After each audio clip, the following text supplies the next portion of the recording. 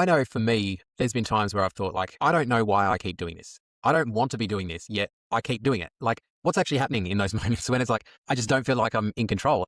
Whether that's eating something that I know I don't want, I know it's bad for me, yet I'm doing it. And it's almost like I'm not in control. Like, what's happening? I mean, there you're literally talking about actually being in a particular habit loop that you've hardwired into yourself. And depending on how long that habit's been going on for, the more it actually is hardwired to the point where it's a program that becomes subconscious. So if you think about, a very classic example is when you're driving a car. When you first drive a car, you're thinking about the brake and the clutch and the accelerator and checking your mirrors and your indicators and everything is all on that conscious level. And you think about this, think about that, and you're half panicking about all sorts of stuff. Then after a while, you get comfortable with driving.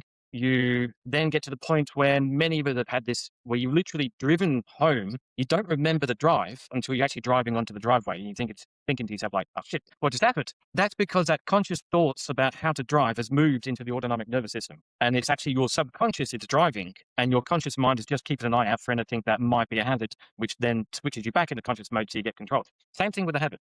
When you start Yeah. doing something, you will be consciously thinking about it. After a while, if you repeat that habit over and over and over again, it moves into your subconscious, and that's where it sits like a program. You'll be just running along in that subconscious mode, doing things, not even really conscious of what you are doing. You're just doing them. I mean, Yeah. as a prime example, actually, I had a client last year. Her thing was fast food. So from the drive from her work to her home, there were at least 3 fast food joints that she'll drive by. She loved her fast food, and one of her favorite things in the world would be to actually go buy some fast food, go home, sit on the couch. She got herself into crocheting, and she'd be sitting there crocheting and munching on whatever fast food. She did it that much that it became a subconscious habit that she was telling me the amount of time she'd be like driving along, thinking to herself, "No, I don't want to get KFC. I don't want to get Hungry Jacks. I don't want it." The next thing that she knows is she's now at the traffic lights a little further on down the road, and there's like a bucket of chicken next to her.